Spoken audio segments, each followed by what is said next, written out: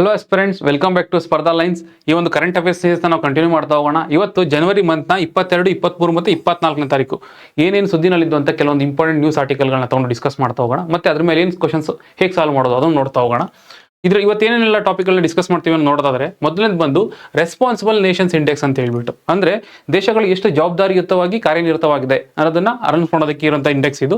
ಇದ್ರ ಒಂದು India initiative ಆಗಿರುತ್ತೆ. ಸೊ ಇದ್ರ ಬಗ್ಗೆ ಚರ್ಚೆ ಮಾಡ್ತಾ ಹೋಗೋಣ. ನಂತರ ಬಂದು river dolphin survey under project dolphin ಕೆಳಗಡೆ ಈಗ ರಿವರ್ ಡಾಲ್ಫಿನ್ ನ ಸರ್ವೆ ಮಾಡ್ತಾ ಇದ್ದಾರೆ. ಯಾರು ಮಾಡ್ತಾ ಇರೋದು, ಏನೇನಾಗ್ತಾ ಇದೆ, ಇದ್ರ ಬಗ್ಗೆ ಚರ್ಚೆ ಮಾಡ್ತಾ ಹೋಗೋಣ. ನಂತರ ಬಂದು ಇಂಡೋ ಪೆಸಿಫಿಕ್ ಓಷನ್ ಇನಿಷಿಯೇಟಿವ್ ಅಂತ ಹೇಳ್ಬಿಟ್ಟು, ಇಂಡೋ ಪೆಸಿಫಿಕ್ ಓಷನ್ ಅನ್ನುವಂಥದ್ದು ರಿಸೋರ್ಸ್ ವೈಸ್ ಆಗ್ಬೋದು, ಸ್ಟ್ರಾಟಜಿಕಲಿ ಆಗ್ಬೋದು, ತುಂಬಾ ಇಂಪಾರ್ಟೆಂಟ್ ಆಗುತ್ತೆ. ಸೊ ಇದ್ರ ಮೇಲೆ ಇನಿಷಿಯೇಟಿವ್ ನಾವೇ ತಂದಿದ್ದೀವಿ. ಇದು ಇಂಡಿಯಾದ ಇನಿಷಿಯೇಟಿವ್ ಆಗಿರುತ್ತೆ. ಸೊ ಇದ್ಯಾಕೆ ಸುದ್ದಿ ನಡೆದಿದೆ ಇದನ್ನ ಚರ್ಚೆ ಮಾಡ್ತಾ ಹೋಗೋಣ. ನಂತರ ಬಂದು ಗ್ರೀನ್ಲ್ಯಾಂಡ್ ನ ಅಕ್ವೈರ್ ಮಾಡ್ಕೋಬೇಕು ಅಂತೇಳಿ ಈಗ US ಸಾಕಷ್ಟು ಹರಸಾಹಸ ಮಾಡ್ತಾ ಇದೆ. ಸೊ ಅದಕ್ಕೆ ಈ ಸುದ್ದಿನಲ್ಲಿ ಇರುವಂಥದ್ದು. ಇದ್ರ ಬಗ್ಗೆ ಡಿಸ್ಕಸ್ ಮಾಡ್ತಾ ಹೋಗೋಣ. ನಂತರ ಬಂದು ಬೆಂಗಳೂರು ಟ್ರಾಫಿಕ್ ಕಂಜೆಷನ್ ಎಷ್ಟಿದೆ ಅಂತಂದ್ರೆ ಇಡೀ ವರ್ಲ್ಡ್ ಅಲ್ಲೇ ಸೆಕೆಂಡ್ ಇದೆಯಂತೆ. ಇದನ್ನ ಹೇಳ್ತಾ ಇರುವಂಥದ್ದು ಯಾರು? ಟಾಮ್ ಇಂಡೆಕ್ಸ್ ಹೇಳ್ತಾ ಇರುವಂಥದ್ದು. ಸೊ ಇದ್ರ ಬಗ್ಗೆ ಚರ್ಚೆ ಮಾಡ್ತಾ ಹೋಗೋಣ. ನಂತರ ಬಂದು ಕ್ಯೂನಿಕ್ಸ್ ಬಂದ್ಬಿಟ್ಟು ಕರ್ನಾಟಕದಲ್ಲಿ ಎಲೆಕ್ಟ್ರಾನಿಕ್ ಸಂಬಂಧಪಟ್ಟದ್ದು ವಿಚಾರಗಳನ್ನ ನೋಡ್ಕೊಳ್ಳೋಕೆ ಇರುವಂಥದ್ದು. ಸೊ ಇದು ಸಾಕಷ್ಟು ವಿಚಾರಗಳಲ್ಲಿ ಸುದ್ದಿಲಿತ್ತು, ಅದೇನು ಅಂತ ನೋಡ್ತಾ ಹೋಗೋಣ. ನಂತರ ಬಂದು ಕರ್ನಾಟಕ ಟ್ಯಾಬ್ಲ್ಯೂ ಅಟ್ ಭಾರತ್ ಪರ್ವ್. ಈಗೇನು ಈ ರಿಪಬ್ಲಿಕ್ ಡೇ ನಡೀತಲ್ಲ ಜನವರಿ 26, ಈ ಟೈಮಲ್ಲಿ ಏನು ಮಾಡ್ತೀವಿ ಅಂತಂದ್ರೆ ಬೇರೆ ಸ್ಟೇಟ್ಗಳಿಂದ ಟ್ಯಾಬ್ಲ್ಯೂ ಕಳಿಸ್ತಾ ಇದೀವಿ. ಸೊ ಈ ವರ್ಷದ ಟ್ಯಾಬ್ಲ್ಯೂ ಏನು, ಮತ್ತೆ ಇದು ಭಾರತ್ ಪರ್ವಲ್ಲಿ ನಿಲ್ಸಿರೋದಷ್ಟೇ, ಪರೇಡಲ್ಲಿ ಪಾರ್ಟಿಸಿಪೇಟ್ ಮಾಡ್ತಾ ಇಲ್ಲ. ಸೊ ಇದ್ರ ಬಗ್ಗೆ ಚರ್ಚೆ ಮಾಡ್ತಾ ಹೋಗೋಣ. ನಂತರ ಬಂದು ಆಟೋಮೆಟಿಕ್ ಲ್ಯಾಂಡ್ ಕನ್ವರ್ಷನ್ ಸಿಸ್ಟಮ್, ಅಂದ್ರೆ ಲ್ಯಾಂಡು ಆಟೋಮೆಟಿಕ್ಲಿ ಕನ್ವರ್ಷನ್ ಆಗುತ್ತಂತೆ ಒಂದು ಪರ್ಪಸ್ಗೆ ಅಂತ ಹೇಳ್ಬಿಟ್ಟು. ಸೊ ಇದು ನಮ್ಮ ಕರ್ನಾಟಕ ಗೌರ್ಮೆಂಟ್ ತಂದಿರುವಂಥ ಇನಿಷಿಯೇಟಿವ್ ಆಗಿರುತ್ತೆ. ಅದು ಎತ್ತ ನೋಡ್ತಾ ಹೋಗೋಣ. ನಂತರ ಬಂದು atlas of climate adoption, climate ಹೇಗೆ ಅಥವಾ ಕ್ಲೈಮೇಟ್ಗೆ ಅಡಾಪ್ಷನ್ ಆಗೋ ರೀತಿಯಲ್ಲಿ ಸೌತ್ ಏಷ್ಯನ್ ಕಂಟ್ರಿಗಳಲ್ಲಿ ಅಗ್ರಿಕಲ್ಚರ್ನ ಹೇಗೆ ಪ್ರಾಕ್ಟೀಸ್ ಮಾಡಬೇಕು ಅಂತೇಳಿ ಒಂದು ಅಟ್ಲಾಸ್ ಲಾಂಚ್ ಮಾಡಿದ್ದಾರೆ. Atlas of climate adoption in south Asian agriculture ಅಂತ ಹೇಳ್ಬಿಟ್ಟು. ಇದೇನು, ಯಾರು ರಿಲೀಸ್ ಮಾಡಿದ್ರು, ಇದನ್ನೆಲ್ಲ ಡಿಸ್ಕಸ್ ಮಾಡ್ತಾ ಹೋಗೋಣ. ಬನ್ನಿ ಶುರು ಮಾಡೋಣ. ಮೊದಲನೇ ಆರ್ಟಿಕಲ್ ನೋಡೋದಾದ್ರೆ, India launches responsible nation index. ನಾನು ಆಲ್ರೆಡಿ ಹೇಳಿರ್ತೀನಲ್ಲೇ, ಇದು ಇಂಡಿಯಾ ಇನಿಷಿಯೇಟಿವ್ ಆಗಿದೆ. ಅಂದ್ರೆ ದೇಶಗಳು ಎಷ್ಟು ರೆಸ್ಪಾನ್ಸಿಬಲ್ ಆಗಿದೆ, ಎಷ್ಟು ಪವರ್ಫುಲ್ ಆಗಿದೆ ಅನ್ನೋದಕ್ಕಿಂತ ಎಷ್ಟು ರೆಸ್ಪಾನ್ಸಿಬಲ್ ಆಗಿದೆ ಅಂತ ಹೇಳ್ಬಿಟ್ಟು. ಅವು ರೆಸ್ಪಾನ್ಸಿಬಲ್ ಆಗಿದೆ ಅಂತ ನಮ್ಗೆ ಹೆಂಗೆ ಗೊತ್ತಾಗುತ್ತೆ? Based on there ethical conduct ಅಥವಾ ವೆಲ್ಫೇರ್. ಅವು ತಮ್ಮ ಪ್ರಜೆಗಳಿಗೆ ಯಾವ ರೀತಿಯಲ್ಲಿ ವೆಲ್ಫೇರ್ ಕೊಡ್ತವೆ ಅಥವಾ ಎಷ್ಟು ಎಥಿಕಲಿ ಬಿಹೇವ್ ಮಾಡ್ತವೆ ಅನ್ನೋದ್ರ ಮೇಲೆ ಇದನ್ನ ಅನೌನ್ಸ್ ಮಾಡ್ತಾ ಇರೋಂಥದ್ದಾಗುತ್ತೆ. ಇಂಡಿಯಾದಲ್ಲಿ ಯಾರು ಮಾಡ್ತಿರೋಂಥದ್ದು, ಇಂಡಿಯಾದಲ್ಲಿ ಇನ್ನು ಸ್ಪೆಸಿಫಿಕಲಿ ಹೇಳಬೇಕು ಅಂತಂದ್ರೆ ವರ್ಲ್ಡ್ ಇಂಟೆಲೆಕ್ಚುಯಲ್ ಫೌಂಡೇಶನ್ ಅಂತ ಒಂದು ಇದು ಬರುತ್ತೆ, ಪ್ರೈವೇಟ್ ಸಂಸ್ಥೆ ಬರುತ್ತೆ, ವರ್ಲ್ಡ್ ಇಂಟೆಲೆಕ್ಚುಯಲ್ ಫೌಂಡೇಶನ್ ಅಂತ ಹೇಳ್ಬಿಟ್ಟು. ಸೊ ಇವ್ರಿಗೆ ಕೈ ಜೋಡಿಸಿರುವಂತವ್ರು JNU ಸಪೋರ್ಟ್ ತಗೊಂಡಿದೆ, ಮತ್ತೆ IIM ಮುಂಬೈ. ಸೊ ಇವರಿಬ್ಬರು ಸಹಯೋಗದಿಂದ ಏನ್ ಮಾಡಿದೆ ಅಂತಂದ್ರೆ ಈ ಒಂದು WIF ಈ ಒಂದು ಇಂಡೆಕ್ಸ್ ನ ರಿಲೀಸ್ ಮಾಡೋದಾಗಿರುತ್ತೆ. ಸೊ ಇದರಲ್ಲಿ ಇಂಡೆಕ್ಸ್ ಸಿಕ್ಕಿರುವಂತದ್ದು 16ನೇ ರ್ಯಾಂಕ್. ನೆನ್ಪಿಟ್ಕೋಬೇಕಾಗುತ್ತೆ, ವೆರಿ ಇಂಪಾರ್ಟೆಂಟ್, 16ನೇ ರ್ಯಾಂಕ್ ಆಗಿರುತ್ತೆ. ಸೊ ಇನ್ಫ್ಯಾಕ್ಟ್ ಇದು ಎಷ್ಟು ಒಳ್ಳೆ ರ್ಯಾಂಕ್ ಅಂತಂದ್ರೆ ಇವನ್ ಚೈನಾ ಮತ್ತೆ US ಇವುಗಳಿದೆಯಲ್ಲ, ಇವೆಲ್ಲ 60s ಅಲ್ಲಿ ಬರ್ತವೆ. ರ್ಯಾಂಕಿಂಗ್ ಅಂತ ಬಂದಾಗ 60s ಅಲ್ಲಿ ಬರುತ್ತೆ. ಒಂದು 7 ಥೀಮ್ಗಳು ಇಟ್ಕೊಳ್ತಾರೆ. For example equity, equality, inclusivity, ಈ ರೀತಿಯಾಗಿ ಒಂದು 7 ಥೀಮ್ಗಳು ಇಟ್ಕೊಂಡು ಒಂದು 50 ಇಂಡಿಕೇಟರ್ಗಳ ಜೊತೆನಲ್ಲಿ ಇದನ್ನ ರಿಲೀಸ್ ಮಾಡ್ತಾ ಹೋಗ್ತಾರೆ. ಈಗ ಫಾರ್ ಎಕ್ಸಾಂಪಲ್ ಆ ಥೀಮ್ಸ್ಗಳು ನೋಡ್ಬೇಕು ಅಂತಂದ್ರೆ ನೋಡಿ, quality of life, equality, equity, governance, environment, ಮತ್ತೆ ಪ್ಲಾನಿಂಗ್ ಹೇಗಿರುತ್ತೆ, ಮತ್ತೆ ಇಂಟರ್ನ್ಯಾಷನಲ್ ರಿಲೇಶನ್ಶಿಪ್ ಹೇಗೆ ಮೇಂಟೈನ್ ಮಾಡ್ತಾರೆ, ಈ ರೀತಿಯಲ್ಲಿ 7 ಥೀಮ್ಗಳನ್ನ ಇಟ್ಕೊಂಡು ಅನೌನ್ಸ್ ಮಾಡ್ತಾ ಹೋಗ್ತಾರೆ. ನಾನು ಆಲ್ರೆಡಿ ಹೇಳಿ ರೀತಿಯಲ್ಲೇ ಈಗ ಇಂಡಿಯಾ ಸಿಕ್ಕಿರೋ ರ್ಯಾಂಕು 16th, ನೆನ್ಪಿಟ್ಕೋಬೇಕಾಗುತ್ತೆ. ಸೊ ಇದ್ರ ಮೇಲೆ ಪ್ರಶ್ನೆ ಬಂದ್ರೆ ಯಾವ ತರ ಬರ್ಬೋದು?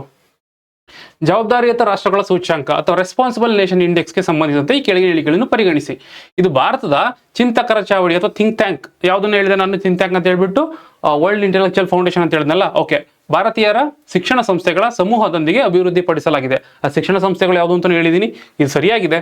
ನಂತರ ಬಂದು ಇದು ದೇಶಗಳನ್ನು ಮುಖ್ಯವಾಗಿ ಸೈನ್ಯ ಬಲ ಮತ್ತು GDP ಬೆಳವಣಿಗೆ ಆಧಾರದ ಮೇಲೆ ಮೌಲ್ಯಮಾಪನ ಮಾಡುತ್ತದೆ. ಇಲ್ಲ, ಇದು ಬದಲಾಗಿ ಏನ್ ಮಾಡುತ್ತೆ ಅಂತಂದ್ರೆ ಆ ದೇಶದ ಎಥಿಕಲ್ ಕಂಡಕ್ಟ್ ಹೆಂಗಿದೆ, ಅದರ ವೆಲ್ಫೇರ್ ಆಕ್ಷನ್ಸ್ ಹೇಗಿದೆ, ಆಕ್ಟಿವಿಟೀಸ್ ಹೇಗಿದೆ, ಸೊ ಅದ್ರ ಮೇಲೆ ಕಂಡಕ್ಟ್ ಮಾಡುವಂಥದ್ದು. ಸೈನ್ಯ ಬಲ ಆಗಲಿ GDP ಆಗಲಿ ಇದು ಸಂಬಂಧ ಇಲ್ಲ. ಸೊ ಹಾಗಾಗಿ ಎರಡನೇ ಸ್ಟೇಟ್ಮೆಂಟ್ ತಪ್ಪಾಗುತ್ತೆ. ಈ ಸೂಚ್ಯಂಕವು ದೇಶೀಯ, ಜಾಗತಿಕ ಮತ್ತು ಅಂತಾರಾಷ್ಟ್ರೀಯ ಆಯಾಮಗಳಲ್ಲಿ ರಾಷ್ಟ್ರಗಳನ್ನು ಮೌಲ್ಯಮಾಪನ ಮಾಡುತ್ತದೆ. ಹೌದು, ಇದು ಮೌಲ್ಯಮಾಪನ ಮಾಡಬೇಕಂದ್ರೆ ಹೇಗೆ ಮಾಡುತ್ತೆ ಅಂತಂದ್ರೆ ದೇಶೀಯ ಒಳಗಡೆ ನೀವು ವೆಲ್ಫೇರ್ ಸ್ಟೇಟ್ ಹೆಂಗ್ ಮಾಡ್ತಾ ಇದ್ದೀರಾ ಪ್ರಜೆಗಳಿಗೆ. ನೆಕ್ಸ್ಟ್ ಜಾಗತಿಕವಾಗಿ ಅಂತಂದ್ರೆ ಕಾಮನ್ ಗುಡ್ ಅಂತ ಕರಿತೀವಿ, ಎಲ್ರಿಗೂ ಸೇರಿದಂತ ಆಗ್ಬೋದು, ಕ್ಲೈಮೇಟ್ ಚೇಂಜ್ ಆಗ್ಬೋದು, ಸ್ಪೇಸ್ ಎಕ್ಸ್ಪ್ಲೋರೇಷನ್ ಆಗ್ಬೋದು, ಈ ರೀತಿಯಾಗಿ ಇಲ್ಲಿ ನಿಮ್ಮ ಆಕ್ಷನ್ಸ್ಗಳು ಎಷ್ಟು ಜವಾಬ್ದಾರಿಯುತ ಆಗಿದೆ. ನಂತರ ಅಂತಾರಾಷ್ಟ್ರೀಯ ಆಯಾಮಗಳು, ಫಾರ್ ಎಕ್ಸಾಂಪಲ್ ಯಾವುದೋ ಒಂದು ಗ್ರೂಪ್ ಅಲ್ಲಿ ಇರುತ್ತೆ ಅಥವಾ ಬೈಲೇಟರಲ್ ರಿಲೇಶನ್ಶಿಪ್ ಇರುತ್ತೆ, ಅಲ್ಲಿ ನೀವು ಎಷ್ಟು ಜವಾಬ್ದಾರಿಯುತ ಆಗಿದ್ದೀರಿ. ಸೊ ಈ 3 ಆಯಾಮಗಳು ಇಟ್ಕೊಂಡು ಇದನ್ನು ಅನೌನ್ಸ್ ಮಾಡೋದಾಗಿರುತ್ತೆ. ಸೊ ಹಾಗಾಗಿ ಈ ಸ್ಟೇಟ್ಮೆಂಟ್ ಸರಿಯಾಗಿದೆ. ಆರಂಭಿಕ RNI ಶ್ರೇಯಾಂಕದಲ್ಲಿ ಭಾರತವು 20ರೊಳಗೆ ಸ್ಥಾನ ಪಡೆದಿದೆ. ಅಂದ್ರೆ ಇದರ ರ್ಯಾಂಕಿಂಗ್ ಬಂದು ಇಂಡಿಯಾದು 20th ಒಳಗಡೆ ಇದೆ ಅಂತ ಹೇಳ್ತಾ ಇದೆ. ಹೌದು, ಆಕ್ಚುಯಲ್ ರ್ಯಾಂಕಿಂಗ್ ಬಂದು 16th, 16ನೇ ರ್ಯಾಂಕಿಂಗ್ ಆಗುತ್ತೆ. ಸೊ ಹಾಗಾಗಿ ಇಲ್ಲಿ ಎರಡನೇ ಸ್ಟೇಟ್ಮೆಂಟ್ ಮಾತ್ರ ತಪ್ಪಾಗುತ್ತೆ. ಸೈನಿಕ ಬಲ GDPಗೆ ಸಂಬಂಧ ಇಲ್ಲ. ಸೊ ಹಾಗಾಗಿ ಎರಡನೇದೊಂದು ರಾಂಗ್ ಆದ್ರೆ ನಿಮ್ಗೆ ಆನ್ಸರ್ ಬಂದು 1, 3, 4 ಸರಿಯಾಗಿರುತ್ತೆ. ಮುಂದಿನ ಒಂದು ಆರ್ಟಿಕಲ್ ನೋಡೋದಾದ್ರೆ second nationwide dolphin population survey, second nation population survey, I mean dolphin population ಸರ್ವೆನ ಎಲ್ಲಿ ಮಾಡ್ತಾ ಇದ್ದಾರೆ ಅಂತಂದ್ರೆ ಯುಪಿನಲ್ಲಿ ಕಂಡಕ್ಟ್ ಮಾಡ್ತಾ ಇದ್ದಾರೆ. ಯುಪಿನಲ್ಲಿ ಕಂಡಕ್ಟ್ ಮಾಡ್ತಾ ಇದ್ದಾರೆ. ಸೊ ಅದಕ್ಕೆ ಸುದ್ದಿನಲ್ಲಿ ಇರುವಂಥದ್ದು. ಇದನ್ನ ಕಂಡಕ್ಟ್ ಮಾಡ್ತಾ ಇರುವಂಥದ್ದು ಅಂದ್ರೆ ಇದಕ್ಕಿಂತ ಮುಂಚೆ 2020 ಫಸ್ಟ್ ಕಂಡಕ್ಟ್ ಮಾಡಿದ್ರು, ಈಗ 2ನೇ ಫೇಸ್ ಅಲ್ಲಿ ನಡೀತಾ ಇದೆ. ಇದನ್ನ ಮಾಡುವಂಥದ್ದು wildlife institute of India. ನೆನ್ಪಿಟ್ಕೋಬೇಕಾಗುತ್ತೆ, wildlife institute of India ಅವರ ಒಂದು ಉಸ್ತುವಾರಿನಲ್ಲಿ ಅಥವಾ ಒಂದು ಜವಾಬ್ದಾರಿನಲ್ಲಿ ಈ ಒಂದು ಡಾಲ್ಫಿನ್ ಸರ್ವೆನ ಕಂಡಕ್ಟ್ ಮಾಡ್ತಾ ಇರುವಂಥದ್ದಾಗಿರುತ್ತೆ. ಮತ್ತೆ ಈ ಒಂದು ಸರ್ವೆನಲ್ಲಿ ಈ ಸರ್ವೆ ವಿಚಾರದಲ್ಲಿ ಸ್ವಲ್ಪ ಬ್ಯಾಕ್ ಗ್ರೌಂಡ್ ಏನೋ ತಿಳ್ಕೋಬೇಕು ಅಂತಂದ್ರೆ, ಡಾಲ್ಫಿನ್ಗೆ ಸಂಬಂಧಪಟ್ಟಂಗೆ ನಮ್ಮಲ್ಲಿ ವೈಲ್ಡ್ ಲೈಫ್ ಸ್ಯಾಂಚುರಿ ಹೊಂದಿದೆ. ನೆನ್ಪಿಟ್ಕೋಬೇಕಾಗುತ್ತೆ, Vikramshila wildlife sanctuary, Vikramshila dolphin sanctuary ಎಲ್ಲಿ ಬರುತ್ತೆ ಅಂತ ಕೇಳ್ತಾರೆ. ಇದು ಬಂದು ನಿಮಗೆ ಬಿಹಾರಲ್ಲಿ ನೋಡೋಕೆ ಸಿಗುತ್ತೆ. ಇದು ಡೆಡಿಕೇಟೆಡ್ ಆಗಿ ಡಾಲ್ಫಿನ್ಗೆ ಅಂತಾನೆ ಇರೋದಾಗಿರುತ್ತೆ. ಮತ್ತೆ ಡಾಲ್ಫಿನ್ ಸಂಬಂಧಪಟ್ಟಿರೋದ್ರಲ್ಲಿ ನಮ್ಮಲ್ಲಿ ಇಂಡಿಯಾದಲ್ಲಿ ನೋಡೋದಕ್ಕೆ 3 ತರ ಡಾಲ್ಫಿನ್ ಸಿಗುತ್ತೆ ನಮಗೆ. ಯಾವ್ಯಾವುದು ಅಂತಂದ್ರೆ ಇಂಡಸ್ ಡಾಲ್ಫಿನ್ ಬಂದು ಇಂಡಸ್ ರಿವರ್ ಮೇಲೆ ಜಾಸ್ತಿ ಇರುವಂತದ್ದು. ಆಕ್ಚುಲಿ ನಮಗೆ ಆಲ್ ಓವರ್ ಇಂಡಿಯಾದಲ್ಲಿ ಎಲ್ಲೂ ನೋಡೋಕೆ ಸಿಗೋದಿಲ್ಲ. ಪಂಜಾಬ್ ಅಲ್ಲಿ BS ರಿವರ್ ಇದೆಯಲ್ಲ, ಸೊ ಪಂಜಾಬ್ ಅಲ್ಲಿ ಮಾತ್ರ ನಮ್ಗೆ ನೋಡೋಕೆ ಸಿಗುತ್ತೆ. ನೆನ್ಪಿಟ್ಕೋಬೇಕಾಗುತ್ತೆ ಪಂಜಾಬ್. ಇನ್ಫ್ಯಾಕ್ಟ್ ಪಂಜಾಬ್ ಅಲ್ಲಿ ಇದನ್ನ national aquatic animal, Punjab aquatic animal ಅಂತಾನೂ ಕರೀತಾರೆ. ಪಂಜಾಬ್ದು ಆ ಒಂದು ಏನ್ ರಾಜ್ಯ ಪ್ರಾಣಿ ಏನಿದೆಯಲ್ಲ ಅದಕ್ಕೆ ಇಂಡಸ್ ಡಾಲ್ಫಿನೇ ಅವರು ರೆಕಗ್ನೈಸ್ ಮಾಡಿರ್ತಾರೆ. ಸೊ ನೆನ್ಪಿಟ್ಕೋಬೇಕಾಗತ್ತೆ. ನೆಕ್ಸ್ಟ್ ಬಂದು ಗ್ಯಾಂಜೆಟಿಕ್ ಅಥವಾ ಗಂಗಾ ಡಾಲ್ಫಿನ್. ಇದು ನಮಗೆ ಗಂಗಾ ನದಿ ಮತ್ತೆ ಬ್ರಹ್ಮಪುತ್ರ ನದಿಗಳಲ್ಲಿ ನೋಡೋಕೆ ಸಿಗುತ್ತೆ. ನೆಕ್ಸ್ಟ್ ಬಂದು ಇನ್ನೊಂದು ಬಂದು ಇರವಾಡಿ ಡಾಲ್ಫಿನ್. ಈ ಇರವಾಡಿ ಡಾಲ್ಫಿನ್ ಬಂದು ನಮಗೆ ಈ ಒಂದು ಚಿಲ್ಕಾ ಲೇಕ್ ಇದೆಯಲ್ಲ ಒಡಿಸಾದಲ್ಲಿ, ಸೊ ಅಲ್ಲಿ ನೋಡೋದಕ್ಕೆ ಸಿಗುತ್ತೆ. ಸೊ ಹಾಗಾಗಿ ಇಂಡಸ್, ಗ್ಯಾಂಜೆಟಿಕ್ ಮತ್ತೆ ಇರವಾಡಿ ಡಾಲ್ಫಿನ್, ಈ ರೀತಿಯಾಗಿ 3 ಡಾಲ್ಫಿನ್ಗಳನ್ನ ನಮ್ಗೆ ನೋಡೋಕೆ ಸಿಗುತ್ತೆ.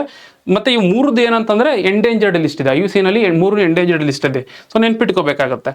ಇದ್ರ ಮೇಲೆ ಪ್ರಶ್ನೆ ಬಂದ್ರೆ ಯಾವ ತರ ಬರ್ಬೋದು? ಅಖಿಲ ಭಾರತ ನದಿ ಡಾಲ್ಫಿನ್ ಸಮೀಕ್ಷೆ, PAN India river dolphin survey ಸಂಬಂಧಿಸಿದಂತೆ ಈ ಕೆಳಗಿನ ಹೇಳಿಕೆಗಳನ್ನು ಪರಿಗಣಿಸಿ. ಇದು ಪ್ರಾಜೆಕ್ಟ್ ಡಾಲ್ಫಿನ್ ಅಡಿಯಲ್ಲಿ ನಡೆಸಲಾಗುತ್ತದೆ. ಹೌದು, ಪ್ರಾಜೆಕ್ಟ್ ಡಾಲ್ಫಿನ್ ಏನಿದೆಯಲ್ಲ ಅದರ ಅಂಡರ್ ನಡೆಸ್ತಾ ಇರೋದಾಗಿರುತ್ತೆ. ಈ ಸಮೀಕ್ಷೆಯನ್ನು wildlife institute of India, ನಾನು ಹೇಳಿದಲ್ವಾ wildlife institute of India ಏನಿದೆಯಲ್ಲ, ಸೊ ಅವರ ಒಂದು ಸಹಭಾಗಿತ್ವದ ಅಡಿಯಲ್ಲಿ ನಡೆಸ್ತಾ ಇರೋದಾಗಿರುತ್ತೆ. ಸೊ ಹಾಗಾಗಿ ಈ ಸ್ಟೇಟ್ಮೆಂಟ್ ಕೂಡ ಕರೆಕ್ಟ್ ಆಗಿದೆ. ಗಂಗಾ ನದಿ ಡಾಲ್ಫಿನ್ ಅನ್ನು IUCN ಪಟ್ಟಿಯಲ್ಲಿ ದುರ್ಬಲ ಎಂದು ವರ್ಗೀಕರಿಸಲಾಗಿದೆ. ದುರ್ಬಲ ಅಲ್ಲ, ಬದಲಿಗೆ ಇದು ಎಂಡೇಂಜರ್ಡ್. ಹೇಳಿದ್ನಲ್ಲ, ಇದು ಎಂಡೇಂಜರ್ಡ್ ಆಗಿರುತ್ತೆ, ದುರ್ಬಲ ಅಲ್ಲ. ಸೊ ಹಾಗಾಗಿ 3ನೇ ಸ್ಟೇಟ್ಮೆಂಟ್ ತಪ್ಪಾಯಿತು. 4ನೇದು ಬಂದು ಸಿಂಧೂ ನದಿ ಡಾಲ್ಫಿನ್ಗಳು ಪಾಕಿಸ್ತಾನದಲ್ಲಿ ಮಾತ್ರ ಕಂಡು ಬರ್ತವೆ. ಇಲ್ಲ, ಪಾಕಿಸ್ತಾನದಲ್ಲ, ಇನ್ಫ್ಯಾಕ್ಟ್ BS ಪಂಜಾಬ್ ಕೂಡ ನೋಡೋಕೆ ಸಿಗುತ್ತೆ. ಸೊ ಅದು ಅಲ್ಲಿನ ಸ್ಟೇಟ್ ಅನಿಮಲ್ ಆಗಿರುತ್ತೆ, ನೆನ್ಪಿಟ್ಕೋಬೇಕಾಗುತ್ತೆ. ಆಮೇಲೆ ಇನ್ನೊಂದು ಗ್ಯಾಂಜೆಟಿಕ್ ಅನಿಮಲ್ ಏನಿದೆಯಲ್ಲ, ಇದನ್ನ ನ್ಯಾಷನಲ್ ಅಕ್ವಾಟಿಕ್ ಅನಿಮಲ್ ಅಂತಾನೂ ಕರೀತಾರೆ. ನ್ಯಾಷನಲ್ ಅಕ್ವಾಟಿಕ್ ಅನಿಮಲ್ ಯಾವುದು? ಗ್ಯಾಂಜೆಟಿಕ್ ಡಾಲ್ಫಿನ್, ನೆನ್ಪಿಟ್ಕೋಬೇಕಾಗುತ್ತೆ. ಸೊ ಹಾಗಾಗಿ ನಿಮ್ಗೆ ಈಗ 3ನೇ ಸ್ಟೇಟ್ಮೆಂಟ್ ಒಂದು ತಪ್ಪಾಯಿತು. 3ನೇ ಸ್ಟೇಟ್ಮೆಂಟ್ ಒಂದು ತಪ್ಪಾಯಿತು ಅಂತಂದ್ರೆ ನಿಮ್ಗೆ ಆನ್ಸರ್ ಬಂದು 3 ಮತ್ತು 4 ಎರಡು ತಪ್ಪಾಗಿದೆ. 3 ಮತ್ತು 4 ಎರಡು ತಪ್ಪಾಗಿದೆ. ಸೊ ಹಾಗಾಗಿ 1 ಮತ್ತು 2 ಮಾತ್ರ ಕರೆಕ್ಟ್ ಆಗಿರುತ್ತೆ. ಮುಂದಿನ ಆರ್ಟಿಕಲ್ ಹೋಗೋದಾದ್ರೆ, India welcomes Spain joining Indo Pacific Ocean initiative ಅಂತ ಹೇಳ್ಬಿಟ್ಟು. ಈ ಒಂದು ಇಂಡೋ ಪೆಸಿಫಿಕ್ ಓಷನ್ ಇನಿಷಿಯೇಟಿವ್ ಏನಿದೆಯಲ್ಲ, ಇದು ಇಂಡಿಯಾನೇ ತಂದಿರುವಂತ ಇನಿಷಿಯೇಟಿವ್ ಆಗಿರುತ್ತೆ. ಏನಂತಂದ್ರೆ 2019ನಲ್ಲಿ ಈಸ್ಟ್ ಏಷ್ಯಾ ಸಮಿಟ್ ನಡೆಸುತ್ತೆ ಬ್ಯಾಂಕಾಕ್ ಅಲ್ಲಿ. ಸೊ ಆ ಟೈಮಲ್ಲಿ ಈ ಇಂಡೋ ಪೆಸಿಫಿಕ್ ರೀಜನ್ ಏನಿದೆಯಲ್ಲ, ಇದು ಸ್ಟ್ರಾಟಜಿಕಲಿ ತುಂಬಾ ಇಂಪಾರ್ಟೆಂಟ್, ತುಂಬಾ ರಿಸೋರ್ಸ್ಫುಲ್ ಆಗಿದೆ, ಮತ್ತೆ ಅಲ್ಲಿ ತುಂಬಾ ಟ್ರೇಡ್ ಆಗ್ತಾ ಇರುತ್ತೆ. ಸೊ ಹಾಗಾಗಿ ಇದ್ರದೇ ಇಲ್ಲಿ ನಾವು ಒಂದು ಇನಿಷಿಯೇಟಿವ್ ನ ತರೋದು ಇಂಪಾರ್ಟೆಂಟ್ ಆಗುತ್ತೆ ಅಂತ ಹೇಳ್ಬಿಟ್ಟು ನಾವು ಇದನ್ನ ತರ್ತೀವಿ, ಇಂಡೋ ಪೆಸಿಫಿಕ್ ಓಷನ್ ಇನಿಷಿಯೇಟಿವ್ ಅಂತ ಹೇಳ್ಬಿಟ್ಟು. ಅಂದ್ರೆ ಇದು ವಾಲಂಟರಿ ಬೇಸಿಸ್, ಯಾರು ಬೇಕಿದ್ರು ಜಾಯ್ನ್ ಆಗ್ಬೋದು, ಯಾವುದೇ ಒಂದು ಮಿಲಿಟರಿ ಗ್ರೂಪಿಂಗ್ ಇಲ್ಲ. ನಮ್ಮ ಉದ್ದೇಶ ಏನು ಅಂತಂದ್ರೆ ಪೀಸ್ಫುಲ್ ಆಗಿ ಟ್ರೇಡ್ ಆಗುವಂತದ್ದು, ಅಲ್ಲಿ ಎಲ್ರಿಗೂ. ಇನ್ಫ್ಯಾಕ್ಟ್ ನಮ್ದೊಂದು ಸಾಗರ್ ಅಂತ ಇನಿಷಿಯೇಟಿವ್ ಇದೆ, ಕೇಳಿರ್ಬೋದು ನೀವು, ಸಾಗರ್ ಅಂತ ಹೇಳ್ಬಿಟ್ಟು. ಏನ್ ಸಾಗರ್ ಅಂತಂದ್ರೆ security and growth for all in that region ಅಂತ ಹೇಳ್ಬಿಟ್ಟು. ಅಂದ್ರೆ ಆ ರೀಜನ್ ಅಲ್ಲಿ ಇರುವಂತವ್ರಿಗೆ ಸೆಕ್ಯೂರಿಟಿ ಎನ್ಶೋರ್ ಮಾಡಬೇಕು, ಒಂದು ಗ್ರೋತ್ ಆಗಬೇಕು. ಸೊ ಈ ರೀತಿಯಲ್ಲಿ ಇನಿಷಿಯೇಟಿವ್ ಇಟ್ಕೊಂಡು ಮಾಡಿದಂತ ಒಂದು ಸಾಗರ್ ಡಾಕ್ಟರ್ ಏನಿದೆ ಅಲ್ಲ, ಸೊ ಅದರ ಅಂಡರ್ ತಂದಿರುವಂತದ್ದೇ ಈ ಇಂಡೋ ಪೆಸಿಫಿಕ್ ಓಷನ್ ಇನಿಷಿಯೇಟಿವ್ ಆಗಿರುತ್ತೆ. ಇದಕ್ಕೆ ಕೆಲವೊಂದು ಪಿಲ್ಲರ್ಸ್ ಇರ್ತವೆ. ಫಾರ್ ಎಕ್ಸಾಂಪಲ್ ಪಿಲ್ಲರ್ಸ್ ಅನ್ನೋದಾದ್ರೆ ನೋಡಿ, 7 ಪಿಲ್ಲರ್ಸ್ ಇಟ್ಕೊಂಡಿರ್ತೀವಿ. ಆ ಏನು ಒಂದು ಇಂಡೋ ಪೆಸಿಫಿಕ್ ರೀಜನ್ ಅಲ್ಲಿ ಸೆಕ್ಯೂರಿಟಿ ಎನ್ಶೋರ್ ಮಾಡುವಂಥದ್ದು, ಎಕಾಲಜಿ ಮೇಂಟೈನ್ ಮಾಡುವಂಥದ್ದು, ರಿಸೋರ್ಸ್ ಏನ್ ಬರುತ್ತೆ ಅದನ್ನ ಸಮಾನವಾಗಿ ಎಲ್ರಿಗೂ ಹಂಚುವಂಥದ್ದಾಗ್ಬೋದು, ಅಥವಾ ಕೆಪಾಸಿಟಿ ಬಿಲ್ಡಿಂಗ್ ಮಾಡುವಂಥದ್ದು. ಏನಕ್ಕೆ? ಬಿಕಾಸ್ ಅಲ್ಲಿ ಡಿಸಾಸ್ಟರ್ ಆಗ್ತಿರುತ್ತೆ. ಸೊ ಆ ಒಂದು ಡಿಸಾಸ್ಟರ್ ರಿಸ್ಕ್ ನ ಕಡಿಮೆ ಮಾಡುವಂಥದ್ದಾಗ್ಬೋದು, ಸೈನ್ಸ್ ಟೆಕ್ನಾಲಜಿ ಅಡ್ವಾನ್ಸ್ಮೆಂಟ್ ಮಾಡುವಂಥದ್ದಾಗ್ಬೋದು, ಪೀಸ್ಫುಲ್ ಆಗಿ ಟ್ರೇಡ್ ಮಾಡುವಂಥದ್ದಾಗ್ಬೋದು. ಸೊ ಈ ರೀತಿಯಲ್ಲಿ ಸುಮಾರು ಒಂದು 7 ಪಿಲ್ಲರ್ಸ್ಗಳ ಜೊತೆ ಇದೊಂದು ವರ್ಕ್ ಆಗುತ್ತೆ. ನೆನ್ಪಿಟ್ಕೋಬೇಕಾಗುತ್ತೆ, ಇಂಡೋ ಪೆಸಿಫಿಕ್ ಓಷನ್ ಇನಿಷಿಯೇಟಿವ್ ಅಂತ ಹೇಳ್ಬಿಟ್ಟು. ನಿಮ್ಗೆ ಕೇಳೋ ಚಾನ್ಸಸ್ ಇರುತ್ತೆ. ಯಾವ ರೀತಿ ಪ್ರಶ್ನೆ ಬರ್ಬೋದು ಇದ್ರ ಮೇಲೆ ಬಂದ್ರೆ? ಇಂಡೋ ಪೆಸಿಫಿಕ್ ಸಾಗರಗಳ ಉಪಕ್ರಮ ಅಥವಾ ಇನಿಷಿಯೇಟಿವ್ ಗೆ ಸಂಬಂಧಿಸಿದಂತೆ ಈ ಕೆಳಗಿನ ಹೇಳಿಕೆಗಳನ್ನು ಪರಿಗಣಿಸಿ. ಇದು ಒಪ್ಪಂದದ ಆಧಾರದ ಮಿಲಿಟರಿ ಮೈತ್ರಿಕೂಟವಾಗಿದೆ. ಇಲ್ಲ, ಇದು ಮಿಲಿಟರಿಗೆ ಅಂತ ಮಾಡಿದ್ದಲ್ಲ, ಆ ರೀತಿ ಅಲೈನ್ಸ್ ಅಲ್ವೇ ಅಲ್ಲ. ಸೊ ಹಾಗಾಗಿ ಮೊದಲನೇ ಸ್ಟೇಟ್ಮೆಂಟ್ ತಪ್ಪಾಗುತ್ತೆ. 2ನೇದು ಬಂದು ಇದನ್ನು 2019ರ ಪೂರ್ವ ಏಷ್ಯಾ ಶೃಂಗಸಭೆಯಲ್ಲಿ ಅಥವಾ ಈಸ್ಟ್ ಏಷ್ಯಾ ಸಮಿಟ್ ಅಲ್ಲಿ ಫಸ್ಟ್ ಇಂಡಿಯಾ ಶುರು ಮಾಡಿದ್ದು. ಹೌದು, ಈಸ್ಟ್ ಏಷ್ಯಾ ಸಮಿಟ್ ಅಲ್ಲಿ ಮಾಡಿದ್ದು. ಹಾಗಾಗಿ 2ನೇ ಸ್ಟೇಟ್ಮೆಂಟ್ ಸರಿಯಾಗುತ್ತೆ. ಇದು ಯಾವುದೇ ಗುಂಪುಗಾರಿಕೆ ಅಥವಾ ಯಾವುದೇ ಒಂದು ಬ್ಲಾಕ್ ಇರೋದಿಲ್ಲ, ಯಾವುದೋ ಒಂದು ರೀಜನಲ್ ಬ್ಲಾಕ್ ಅಂತ ಮಾಡ್ಕೊಂಡಿರಲ್ಲ, ಅಥವಾ ನಾನ್ ಮಿಲಿಟರಿ ಕರೆಕ್ಟ್ ಆಗಿದೆ. ಯಾವುದೇ ಒಂದು ಗುಂಪು ಮಾಡ್ಕೊಂಡಿಲ್ಲ ಅಥವಾ ಮಿಲಿಟರಿ ಪರ್ಪಸ್ಗೂ ಮಾಡಿಲ್ಲ. ಸೊ ಹಾಗಾಗಿ ಈ ಸ್ಟೇಟ್ಮೆಂಟ್ ಕೂಡ ಸರಿಯಾಗುತ್ತೆ. ಪಾಲುದಾರ ರಾಷ್ಟ್ರಗಳು ಸ್ವಯಂ ಪ್ರೇರಿತವಾಗಿ ವಿಷಯಾಧಾರಿತ ಸ್ತಂಭಗಳು ಏನೊಂದು 7 ಪಿಲ್ಲರ್ಸ್ಗಳು, ಸೊ ಅಲ್ಲಿ ಅವು ಬೇಕಿದ್ರೆ ನೇತೃತ್ವ ವಹಿಸಬಹುದು ಅಂತ ಹೇಳಿದ್ರೆ ಇದು ಕರೆಕ್ಟ್ ಆಗಿದೆ. ಸೊ ಹಂಗೆ ನೋಡೋದಾದ್ರೆ ನಮಗೆ ಮೊದಲನೇ ಸ್ಟೇಟ್ಮೆಂಟ್ ಒಂದು ತಪ್ಪಾಗುತ್ತೆ. ಮೊದಲನೇ ಸ್ಟೇಟ್ಮೆಂಟ್ ಒಂದು ತಪ್ಪಾಯ್ತು ಅಂತಂದ್ರೆ 2, 3, 4 ಸರಿಯಾಗಿದೆ. ಮುಂದಿನ ಒಂದು ಆರ್ಟಿಕಲ್ ನೋಡೋದಾದ್ರೆ Donald Trump total access Greenland deal as NATO as allies to step up. ಅಂದ್ರೆ ಇವ್ರು ಏನ್ ಮಾಡ್ತಾ ಇದಾರೆ ಅಂತಂದ್ರೆ ಡೆನ್ಮಾರ್ಕ್ ಏನಿದೆಯಲ್ಲ, ಗ್ರೀನ್ಲ್ಯಾಂಡ್ ಏನಿದೆಯಲ್ಲ, ಈ ಗ್ರೀನ್ಲ್ಯಾಂಡ್ ನ ಹೇಗಾದ್ರೂ ಮಾಡಿ ಅಕ್ವೈರ್ ಮಾಡ್ಕೋಬೇಕು ಅಂತ ಹೇಳ್ಬಿಟ್ಟು US ಟ್ರೈ ಮಾಡ್ತಾ ಇದೆ.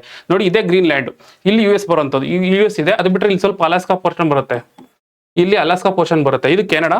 ಸೊ ಇದನ್ನ ಅವ್ರು ಅಕ್ವೈರ್ ಮಾಡಬೇಕು ಅಂತ ಪ್ಲಾನ್ ಮಾಡ್ತಾ ಇರೋಂಥದ್ದು. ಇದಕ್ಕೆ ಅವ್ರು US ಕೊಡ್ತಿರೋದು ಅಂದ್ರೆ 2019 ನಡೀತಾ ಇರೋಂಥದ್ದು, ಎಸ್ಪೆಷಲಿ ಟ್ರಂಪ್ ಟೈಮಲ್ಲಿ.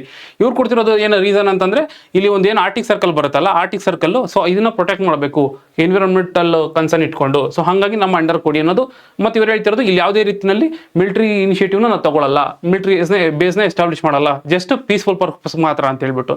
ಇನ್ಫ್ಯಾಕ್ಟ್ ಕೆಲವು ಏನು ಕ್ರಿಟಿಸೈಸ್ ಮಾಡ್ತಾ ಇದ್ದಾರೆ ಇದಕ್ಕೆ ಅಂತಂದ್ರೆ ಇಲ್ಲಿ ಸಿಕ್ಕಾಪಟ್ಟೆ ರಿಸೋರ್ಸಸ್ ಇದೆ, ತುಂಬಾ ರಿಸೋರ್ಸಸ್ ಇದೆ. ಸೊ ಅದ್ರ ಮೇಲೆ ಅಧಿಪತ್ಯ ಸಾಧಿಸಬೇಕು ಅಂತೇಳಿ US ಟ್ರೈ ಮಾಡ್ತಾ ಇದೆ ಅಂತ ಹೇಳ್ಬಿಟ್ಟು. ಕರೆಂಟ್ಲಿ ಏನಂತಂದ್ರೆ ಈ ಗ್ರೀನ್ಲ್ಯಾಂಡ್ ಏನಿದೆಯಲ್ಲ, ಇದು ಡೆನ್ಮಾರ್ಕ್ ಅಂಡರ್ ಅಲ್ಲಿ ಅದರ ಗವರ್ನೆನ್ಸ್ ಅಲ್ಲಿ ಬರ್ತಿರೋದು, ಬಟ್ ಇಂಡಿಪೆಂಡೆಂಟ್ ಅಟಾನಮಸ್ ಬಾಡಿ ಆಗಿರುತ್ತೆ. ನಿಮ್ಗೆ ಎಕ್ಸಾಮ್ ದೃಷ್ಟಿಯಲ್ಲಿ ಏನ್ ಕೇಳ್ತಾರೆ ಅಂತಂದ್ರೆ ಈ ಗ್ರೀನ್ಲ್ಯಾಂಡ್ ಎಲ್ಲಿ ಬರುತ್ತೆ ಅಂತ ಕೇಳೋ ಚಾನ್ಸಸ್ ಇರುತ್ತೆ. ನೆನ್ಪಿಟ್ಕೋಬೇಕಾಗುತ್ತೆ, ಇದು ಆರ್ಟಿಕ್ ಸರ್ಕಲ್ ಇದೆಯಲ್ಲ, ಆರ್ಟಿಕ್ ಸರ್ಕಲ್ ಒಳಗಡೆ ಬರುತ್ತೆ. ಮತ್ತೆ ಇನ್ನೊಂದು ಸ್ವಲ್ಪ ಮ್ಯಾಪಿಂಗ್ ನೋಡಬೇಕು ಅಂತಂದ್ರೆ ಇದರ ಒಂದು ನಾರ್ತ್ಗೆ ಅಂದ್ರೆ ಉತ್ತರ ಭಾಗಕ್ಕೆ ಏನ್ ಬರುತ್ತೆ, ಆರ್ಟಿಕ್ ಓಷನ್ ಬರುತ್ತೆ. ಇದರ ಒಂದು ಸೌತ್ ಈಸ್ಟ್ಗೆ ಅಟ್ಲಾಂಟಿಕ್ ಓಷನ್ ಬರುತ್ತೆ. ನೆನ್ಪಿಟ್ಕೋಬೇಕಾಗುತ್ತೆ, ನಾರ್ತ್ ಅಟ್ಲಾಂಟಿಕ್ ಓಷನ್ ಬಂದು ಸೌತ್ ಈಸ್ಟ್ ಬರುವಂತದ್ದಾಗಿರುತ್ತೆ. ನೆಕ್ಸ್ಟ್ ಬಂದು ಇಲ್ಲಿ ನೋಡಿ, ಇದು ಕೆನಡಾ ಅಲ್ವಾ, ಕೆನಡಾ ಮತ್ತೆ ಗ್ರೀನ್ಲ್ಯಾಂಡ್ ಬಂದು ಡೇವಿಸ್ ಸ್ಟೇಟ್, ನೆನ್ಪಿಟ್ಕೋಬೇಕಾಗುತ್ತೆ, ಡೇವಿಸ್ ಸ್ಟೇಟ್ ಅನ್ನೋದ್ರಿಂದ ಸಪರೇಟ್ ಆಗಿರುವಂತದ್ದು. ಮತ್ತೆ ಐಸ್ಲ್ಯಾಂಡ್ ಇದೆ, ಇಲ್ಲಿ ಇದರ ಒಂದು ಈಸ್ಟ್ಗೆ ಐಸ್ಲ್ಯಾಂಡ್ ಬರುತ್ತೆ. ಐಸ್ಲ್ಯಾಂಡ್ ಮತ್ತೆ ಈ ಗ್ರೀನ್ಲ್ಯಾಂಡ್ ಬಂದು ಡೆನ್ಮಾರ್ಕ್ ಸ್ಟೇಟ್ ಇಂದ ಸಪರೇಟ್ ಆಗಿರುತ್ತೆ. ಸೊ ಇದ್ರ ಮೇಲೆ ಪ್ರಶ್ನೆಗಳು ಬರ್ಬೋದು, ನೆನ್ಪಿಟ್ಕೋಬೇಕಾಗತ್ತೆ. ಇನ್ಯಾವ ರೀತಿ ಪ್ರಶ್ನೆ ಬರುತ್ತೆ ಬಂದ್ರೆ, ಗ್ರೀನ್ಲ್ಯಾಂಡ್ಗೆ ಸಂಬಂಧಿಸಿದಂತೆ ಈ ಕೆಳಗಿನ ಹೇಳಿಕೆಗಳನ್ನು ಪರಿಗಣಿಸಿ. ಭೌಗೋಳಿಕವಾಗಿ ಇದು ಉತ್ತರ ಅಮೆರಿಕದ ಭಾಗವಾಗಿದೆ. ಭೌಗೋಳಿಕವಾಗಿ ಉತ್ತರ ಅಮೆರಿಕದ ಭಾಗವಿದೆ, ಸರಿಯಾಗಿದೆ ಇದು, ಅಂದ್ರೆ ಲೈಕ್ ರೀಜನಲ್ ವೈಸ್ ಅಂತ ಬಂದಾಗ. ನೆಕ್ಸ್ಟ್ ಬಂದು ಇದು ಸಂಪೂರ್ಣ ಸಾರ್ವಭೌಮ ದೇಶ ಮತ್ತು ವಿಶ್ವಸಂಸ್ಥೆಯ ಸದಸ್ಯವಾಗಿದೆ. ಇಲ್ಲ, ಇದನ್ನ ಇನ್ನೂ ರೆಕಗ್ನೈಸ್ ಮಾಡಿಲ್ಲ. ಡೆನ್ಮಾರ್ಕ್ ಅಂಡರ್ ಇದೆ, ಬಟ್ ಅಟಾನಮಸ್ ಅಂತೂ ಇದೆ. ಸೊ ಹಾಗಾಗಿ ಇದು ತಪ್ಪಾಗುತ್ತೆ. ಇದು ಆರ್ಟಿಕ್ ಮತ್ತು ಉತ್ತರ ಅಟ್ಲಾಂಟಿಕ್ ಜಲ ಪ್ರದೇಶಗಳ ನಡುವೆ ಇದೆ, ಹೌದಲ್ವಾ? ಇದು ಬಂದು ಒಂದು ಆರ್ಟಿಕ್ ಓಷನ್ ಇದೆ, ಮತ್ತೆ ನಾರ್ತ್ ಅಟ್ಲಾಂಟಿಕ್ ಓಷನ್ ಇದೆ. ಸೊ ಹಾಗಾಗಿ ಅದರ ಎರಡು ಮಧ್ಯ ಇರುವಂಥದ್ದು. ಸೊ ಹಾಗಾಗಿ ಈ ಸ್ಟೇಟ್ಮೆಂಟ್ ಕೂಡ ಸರಿಯಾಗಿರುತ್ತೆ. ಇದು ಡೆನ್ಮಾರ್ಕ್ ಸಾಮ್ರಾಜ್ಯದ ಅಡಿಯಲ್ಲಿ ಸ್ವಾಯತ್ತ ಪ್ರದೇಶವಾಗಿದೆ. ಎಕ್ಸಾಕ್ಟ್ಲಿ ನಾನು ಅದನ್ನೇ ಹೇಳಿರುವಂಥದ್ದು. ಸೊ ಇದು ಸರಿ ಹೋಗುತ್ತೆ. ಸೊ ಆನ್ಸರ್ ಬಂದು ಇದಕ್ಕೆ 1, 3, 4 2 ರಾಂಗ್ ಆಗಿದೆಯಲ್ಲ.